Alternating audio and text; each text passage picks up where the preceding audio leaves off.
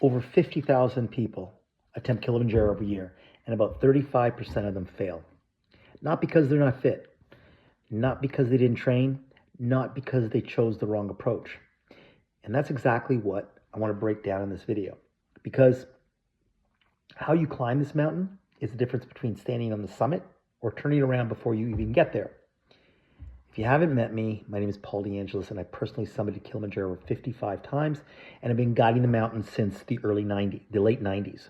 And at Mountain Climbing Adventures, we built something very different. Our summit success rate sits around just over 98%, while the industry average is closer to 65%. That's not luck, it's strategy. I'm an expert in high altitude mountain climbing, not just Kilimanjaro. And here's what people really don't understand.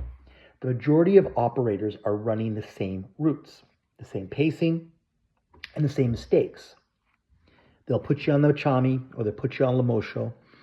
They push you through long, exhausting days. They skip proper acclimatization, and then they wake you up at midnight to climb in the freezing cold in the dark with a group pace that doesn't match your body.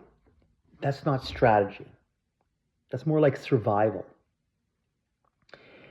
And for a lot of people, that's exactly why they don't make it. We don't follow the crowd at MCA. We start on the Umbwe route, the quietest gate on the mountain, and connect into the southern circuit. We don't go direct to the Western Breach, which is the most strategic acclimatization corridor on Kilimanjaro. So there's fewer people, the camps are better, but the progression is better. And that alone changes the entire experience for you. Day 3, this is where everything changes. Most routes, that's one of the hardest days. Ours, it's your recovery day. If you feel good, you climb high, you come back down, and you sleep low. If you don't feel great, you have an opportunity to rest and let the acclimatization catch up to you. This single decision is one of the biggest reasons our success rate is so high. Yet no one does it, because altitude doesn't care how fit you are. It cares how well you adapt. This is something we pioneered years ago, actually decades ago. Instead of stopping at Parafu, where it's overly crowded, loud, and chaotic, we go higher. We go about an hour, just over an hour, to what's called Kosovo campsite. It's quieter, more rest, and more importantly, you navigate through the hardest terrain in the daylight, not in the middle of the night. This is where we flip the script completely. Everyone else, they do their midnight summit push. We don't do that. We summit a little bit later. Yes, it's early morning, but why? Well, obviously, because you're stronger. You'll be a little bit more rested. And the mountain is empty at that point. There's no traffic, there's no rush. It's just you, your group, your guide, your support team, and then the roof of Africa. Because on the summit day, every climber gets their own guide. That means your pace is your pace. You're not just being pushed, and you're not being held back. And that level of precision is what allows people to succeed, especially the first-time climbers. Short trips don't give you time to acclimatize.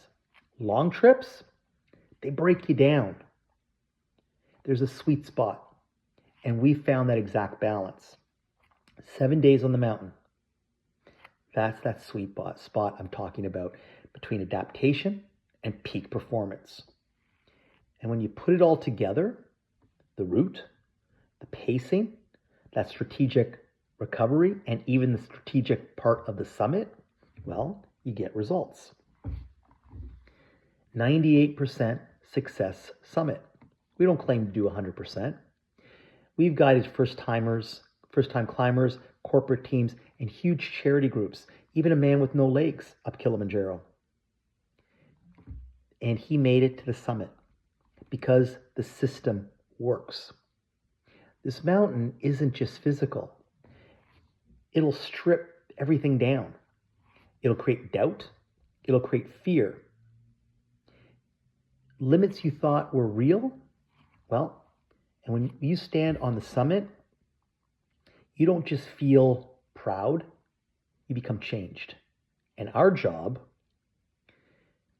is to make sure you do it safely, successfully, and you enjoy it. If Kilimanjaro is something you've been thinking about, well, don't leave it to chance. Click the link, talk to me, download our full expedition guide, and see if this is the right fit for you. You can reach out to me directly. I'll walk you through it together and make sure you're set up properly from day one. See you in the next video.